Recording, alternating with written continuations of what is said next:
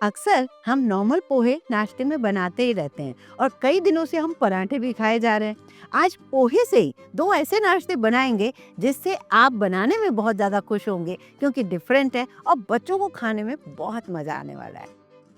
तो चलिए रेसिपी शुरू करते हैं। तो उसके लिए हम क्या कर रहे हैं, यहाँ पे मटर हमें सॉफ्ट चाहिए जिसे मैंने हल्के से बॉईल कर लिए हैं, मतलब उबलते पानी के अंदर डाल दिए, हल्की सी नमक चीनी डालकर और मटर ये सॉफ्ट हो चुके हैं। यहाँ पर मैंने करीब करीब 4 टेबल स्पून बेसन लिया है, उसमें थोड़ा सा नमक हल्दी डाल दिया है, पानी से घोल रही हूँ, एक घोल बना रही हूँ बेसन का। डरिए मत, हम पकौड़े नहीं बना रहे, कुछ और बना रहे हैं। इसका घोल बनाकर इस तरीके का आप बनाकर अलग रख दीजिए जब तक बेसन अच्छे से फूल जाए। यहाँ ले रही हूँ एक बड़ा सा बर्तन जिसमें मैंने 4 उबले आलू लिए हैं और इसे मैं पोटैटो मैशर से इस तरीके से मैश कर रही हूँ। आप ग्रेट भी कर सकते हो पर ये ज़्यादा बेस्ट तरीका है। आप इस तरीके से करेंगे एक भी गुठली तो होगी नहीं और ये ना अच्छे से मतलब बहुत ज़्यादा चिकना नहीं हो जाता है। जब हम ग्रेट करते हैं तो कई बार आलू चिकना सा हो जाता है, तो ऐसा करेंगे चिकना नहीं होगा। अब ये मटर जो सॉफ्ट हो चुके थे उसे भी मैंने इसी के ऊपर डाल दिए और उसके ऊपर भी मैं इसे पोटैटो मैशर से मैश कर रही हूँ। मिक्सी में करूँगी तो मटर का दाना भी नहीं दिखेगा और ऐसे करूँगी तो मटर एटलीस्ट दब जाएंगे। जो रेसिपी हम बनाने जा रहे हैं उसमें प्रॉब्लम नहीं आएगी। अक्सर हम लोग बच्चों के लिए बर्गर बनाते हैं और बर्गर के लिए क्या करते हैं, या तो टिक्की बाहर से ले आते हैं या फिर नॉर्मल टिक्की डाल देते हैं जो कि बच्चों को बिल्कुल पसंद नहीं आती है। तो भरपूर सब्जियों के साथ टिक्की बनाएंगे और वो सब्जियां प्रॉब्लम न दें आपको, तो उसके लिए आपको हेल्प करेगा पोहा। जी हाँ, पोहा। कैसे हम उसको यूज करने वाले वो देख लेते हैं। अब इसमें 2 हरी मिर्च बारीक कटी हुई डाली, 1/4 कटोरी मैंने गाजर को बारीक कट करके डाल दिया है। अभी मेरे पास सीजन के हरी मिर्चें थी, लाल मिर्चें थी, दोनों ही मैंने डाल दी। आप स्किप कर सकते हो लाल मिर्च को, कोई बात नहीं, पर इससे बड़ा अच्छा स्वाद आया था। इन सारी चीज़ों को हम आलू के अंदर दबाते जा रहे हैं और इसमें डाल रही हूँ मैं स्वाद अनुसार नमक, थोड़ा सा अमचूर पाउडर, जीरा पाउडर और बहुत थोड़ा सा हल्दी पाउडर। इस आलू को नीचे कर दिया, सबको मिक्स कर दिया। आप और भी वेजिटेबल्स डाल सकते हो, शिमला मिर्च हो वो भी डाल सकते हो। फिर मैंने जो पोहे होते हैं ना, जो आपके सामने मैंने छान के रखे थे पोहे, उसी पोहे को 1 कटोरी सूखा, मतलब गीला वीला नहीं किया, बस वो पोहे पूरे इसके अंदर डाल दिए।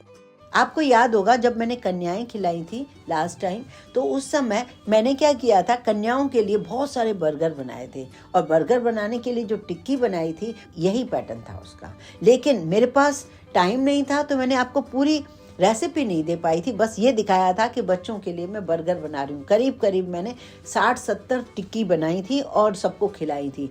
तो उस समय मेरे पास बहुत सारे कमेंट्स आए थे कि आप ना उसकी रेसिपी दीजिए, तो मैंने सोचा चलिए अभी मौसम अच्छा है, सब्जियां भी मिल रही हैं और पोहे के 2 नाश्ते बढ़िया हैं, तो आप इस तरीके से सीख लीजिए। अब इसमें बाइंडिंग के लिए अक्सर हम बेसन डालते हैं या ब्रेड क्रम्स डालते हैं या अरारोट डालते हैं, तो बेसन अगर आप गीला किया हुआ डालोगे तो वो सब एग्जस्ट हो जाएगा, ये सब मिक्स हो जाएगा। सूखे पोहे डालने से फ़ायदा ये होगा कि ये जो पानी अपना छोड़ता है ना, आलू या सब्जियां छोड़ती हैं, तो वो बिल्कुल ये पोहे जो है ना उसको पानी को पी जाएंगे, जिससे हमारा नाश्ता बहुत ही परफेक्ट बनेगा। तो ये मिक्स करके एक डो को अलग रख दीजिए। अब आप लीजिए ये जो नाश्ता हम बनाने जा रहे हैं, बर्गर की टिक्की बनाने जा रहे हैं, जो हम मार्केट से अक्सर लाते हैं, उसके लिए हमें क्या करना है, प्याज के रिंग्स को काट कर फ्रीजर में रख देना है थोड़ी देर के लिए, ताकि वो चिल्ड हो जाए, क्रिस्प हो जाए। और टमाटर आप इस तरीके से स्लाइस कर दीजिए। टमाटर तो इस समय सीजन के बहुत ही बढ़िया आ रहे हैं, तो उनको आप अलग से रख दीजिए। यहाँ देखिए 15 मिनट बाद भी ये आलू वैसा का वैसा ही है, मुझे बिल्कुल प्रॉब्लम नहीं आई इसमें। तो ये तरीका बहुत ही अच्छा है, इससे हमारी वेज कटलेट बहुत ही बढ़िया बनती हैं। अब मैंने क्या किया है देखिए, एक प्लेटफॉर्म या फिर चॉपिंग बोर्ड, उस पर ब्रेड क्रम्स डाल दिए।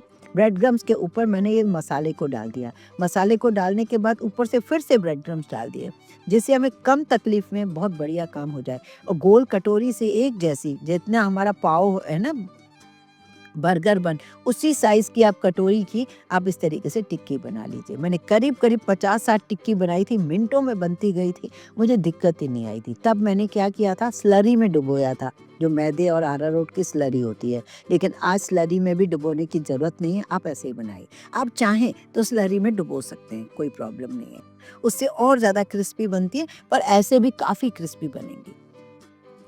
हम लोगों ने स्लरी का काम पहले ही कर दिया ना, वो बेसन में डालकर, तो उससे हमारा काम बड़ा आसान हो गया। अगर आप ब्रेड क्रम्स नहीं लगाना चाहें तो आप यहाँ पर सूजी भी लगा सकते हैं, चॉइस आपकी। वैसे इसमें ब्रेड क्रम्स ही लगाए जाते हैं। ये देखिए कितनी बढ़िया कलरफुल टिक्की लग रही है ना। और ट्रेन में भी अक्सर हमें ऐसी ही टिक्की मिलती है। मेरे हस्बैंड को तो बहुत पसंद आती है, पर कभी जाना भी हो ना तो वो तो ज़रूर मंगाते हैं टिक्की। मीडियम गैस पर आपको ये कटलेट बनानी है, स्लो गैस पर भी नहीं बनानी है और फुल बहुत ज़्यादा धुआंधार गैस पर भी आपको नहीं बनानी है। ये कटलेट बनाने में आपको बिल्कुल प्रॉब्लम नहीं आएगी। क्रिस्पी होने तक इसे फ्राई कीजिए। बस एक काम कीजिए, इसे जाली पर रखते जाइए, जिससे क्या होगा, ये बिल्कुल नीचे से सौगी नहीं होंगी। अब इन टिक्कियों में एक कमाल की बात ये भी है कि आप चाहें तो अपनी ही टिक्कियों को बनाकर कुछ तो आज आप यूज़ कर लीजिए, बाकी टिक्कियों को फ्रोजन कर दीजिए, जैसे आप मार्केट से लाते हैं। अब इन टिक्कियों को आप सेकंड टाइम भी जब फ्राई करके बच्चों को दोगे तो कोई प्रॉब्लम नहीं आएगी, ये मेरी गारंटी है। अब बना लीजिए, फिर मैं आपको बताती हूँ कि बर्गर बन हम कैसे बनाएं। तो बर्गर बन बच्चों के लिए अगर हम बना रहे हैं, बच्चों को बहुत पसंद आते हैं, तो उन्हें इस तरीके से कट कर लीजिए। कट करने के बाद आप क्या करेंगे, जैसे मेयोनी अगर आपके पास ऑरेंज कलर की है तो आप वो ले लीजिए। मैं तो क्या करती हूँ ना, जो नॉर्मल मेयोनी होती है ना, उसमें थोड़ा सा कश्मीरी लाल मिर्च और टमाटो केचप डालकर उसको ऑरेंज कलर दे देती हूँ। तिल वाला पार्ट है ना, उसको नीचे रखा, मेयोनी रखी, प्याज और टमाटर रखा और टिक्की रखी। ऊपर से आपने नीचे वाला पार्ट रख दिया और पलट दिया। बस अब आप चाहें तो इसमें थोड़ी-सी स्लरी मंगवा कर रख दीजिए। मैंने जब कन्याओं के लिए बर्गर बनाए थे तो खूब सारी स्लरी भी मंगवाई थी। अभी मेरे पास स्लरी नहीं थी तो मैंने थोड़ी-सी पत्ता गोभी को बारीक कट करके इसके अंदर लगा दी है। आप चाहें तो ये भी कर सकते हैं, क्योंकि इस समय सीज़नल की पत्ता गोभी है, वो भी बड़ी अच्छी लग रही है। बस मैं आपसे ये ज़रूर कहूँगी कि मटर वाली रेसिपी पहले बना लीजिए, क्योंकि ये फिर बाद में मटर चले जाएँगे तो आपको मज़ा नहीं आएगा। अब चलते हैं, पोहे का एक कमाल देखेंगे दूसरे नाश्ते के अंदर। सबसे पहले पोहे को साफ करना ज़रूरी है। एक छन्नी में डालिए जाड़ा पोहा जो हमारे घर में आता है, और उसे ना इस तरीके से छान लीजिए, जिससे वो पाउडर फॉर्म में या जो आटा-आटा निकलता है वो निकल जाए। क्योंकि धो नहीं रहे ना इन पोहे को, तो आप बहुत अच्छे से इसे साफ कर लीजिए। हो सके तो गीले कपड़े से भी पोंछ लीजिए। वैसे मैंने आपके साथ 2-3 बार पोहा की रेसिपी शेयर की है, आपने उसे खूब मन से पसंद किया है, क्योंकि मैंने कुछ ट्रिक्स बताए हैं। आज नॉर्मल पोहा नहीं बनाएंगे, एक खास जगह का पोहा बनाएंगे, और इन पोहों को खास इसी सीजन में ही बनाया जाता है। वो आप गैस कीजिए कौन से पोहे हो सकते हैं, मुझे जरूर कमेंट करके बताई दीजिए। अब हम इस पोहे का क्या करने वाले हैं वो देखते हैं। एक कढ़ाई लेते हैं और कढ़ाई में बहुत थोड़ा सा ऑयल डालते हैं, करीब-करीब 2 चम्मच। उसमें 2 सूखी साबुत लाल मिर्चें डाल दी हैं, 1 तेजपत्ता डाल दिया है, 1/4 टीस्पून हींग डाली है और 1 चम्मच जीरा डाला है। ये सारी चीजें जब पक जाएं, बहुत थोड़ी सी हल्दी डालकर आप ये बिना धुले पोहे 2 कप डाल दीजिए। जी हाँ, 2-2.5 कप भर के डाल दीजिए। मैंने 2.5 कप के आसपास पोहे लिए हैं। अब स्लो गैस पर इसे पकाना है। स्लो गैस क्यों? क्योंकि हमें जलाना नहीं है, बस इसे क्रिस्प करना है। और हम जो पोहे को तलते हैं ना, चिवड़ा बनाते हैं, जो हम नमकीन में बनाते हैं, वो भी मैं आपके साथ शेयर कर चुकी हूँ। उसे हम डीप फ्राई करते हैं। तो हमें डीप फ्राई भी नहीं करना है, धोना भी नहीं है। तो अब लग रहे हैं ना बड़े अनोखे से पोहे, तो मैं आपको तभी तो कह रही थी कि इसको बिल्कुल डिफरेंट तरीके से बनाया जाता है। इसको क्रिस्प भी करना है, लेकिन कम तेल में क्रिस्प करना है। तो ये देखिए, जब स्लो गैस पर आप इस तरीके से पकाते रहेंगे ना 6-7 मिनट, तो ये क्रिस्पी हो जाएंगे। बिल्कुल कलर खराब नहीं होगा, बस क्रिस्पी होंगे। आप देखेंगे खा के या हाथ से चेक करेंगे तो बढ़िया सा ये क्रिस्प लगेंगे आपको।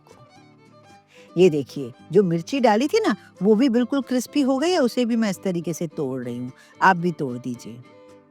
अभी मैंने नमक भी नहीं डाला है, इस बात का खास ध्यान रखिए। जब आपको लगे, सेटिस्फेक्शन हो जाए कि हाँ ये अच्छे क्रिस्पी हो गए हैं, तभी आप इसे एक बर्तन में निकाल लीजिए। और निकालने के बाद इसमें फौरन ही आप डाल दीजिए नमक स्वाद अनुसार, पोहे के हिसाब से, क्योंकि अभी वो नमक गरम गरम में चिपक जाएगा, बाद में नहीं चिपकेगा। अब यहाँ पर 2 टेबल स्पून आप और ऑयल ले लीजिए। आप इसमें डालिए पीनट्स, मूँगफली। मेरे पास कुछ छिले हुए थे, कुछ बिना छिले हुए थे, जो भी आपके पास है करीब आधा कप तो ले ही लीजिए। ये बहुत अच्छे लगते हैं, इन्हें सेक लीजिए।